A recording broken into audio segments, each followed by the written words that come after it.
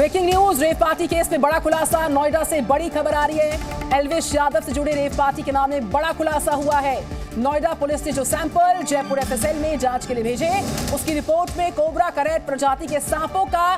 जहर मिला है। फेमस यूट्यूबर एल्विश यादव समेत सपेरों के खिलाफ सेक्टर 49 थाने में मुकदमा दर्ज हुआ था और बड़ी जानकारी ये मिल रही है। एल्विश यादव से जुड़े इस रेव पार्टी के केस में जो खुलासा सामने आया, नोएडा पुलिस ने जो सैंपल्स लिए थे जयपुर एफएसएल में भेजे थे जांच के लिए, उसकी रिपोर्ट आई है और रिपोर्ट में कोबरा करैट प्रजाति के सांपों का जहर मिला है। फेमस यूट्यूबर एल्विश यादव, उसके साथ सपेरों के खिलाफ सेक्टर 49 थाने में मुकदमा दर्ज हुआ था। लाइव हमारे साथ राजू राज, बड़ी जानकारी रेव पार्टी केस में, एक बड़ा खुलासा। जो एफएसएल की रिपोर्ट है उसमें कई जानकारी सामने आई, जिसमें करैत प्रजाति के सांपों का जहर पाया गया है सैंपल्स में।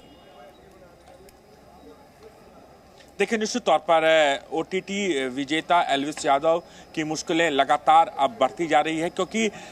बात उस बात पर टिक गई थी कि जो सांपों का जहर बरामद हुआ था, क्या वो सांपों के जहर थे, क्या वो कितने खतरनाक थे और कितना इस्तेमाल किया था, किस किस क्वांटिटी में इस्तेमाल किया था। उस सांप के जो जहर था उसके सैंपल को जयपुर एफएसएल भेजा गया था। उस एफएसएल की रिपोर्ट आई है और रिपोर्ट में जो बातें खुल के सामने आई है उसमें ये पाया गया कि कोबरा प्रजाति का जो करैत सांप होता है उसका वो जहर था और उसी जहर को लेकर उन सपेरों ने लेकर सेक्टर 49 के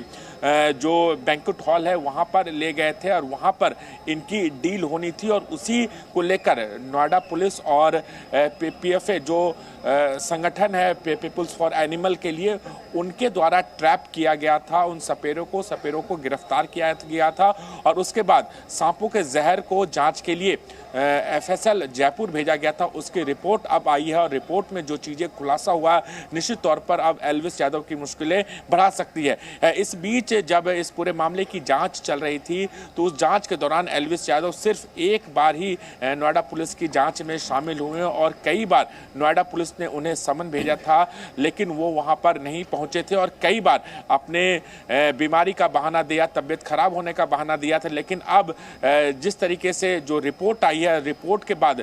जब इस पूरे मामले की चार्जशीट कंक्लूड किया जाएगा तो उसमें निश्चित तौर पर एल्विश यादव की मुश्किलें बढ़ सकती हैं और हो सकता है कि आने वाले दिनों में नोएडा पुलिस एक बार फिर एल्विश यादव को नोटिस भेजकर, समन भेजकर उन्हें पूछताछ के लिए बुलाएगी और ये पता लगाने की कोशिश करेगी कि जो सांपों का जहर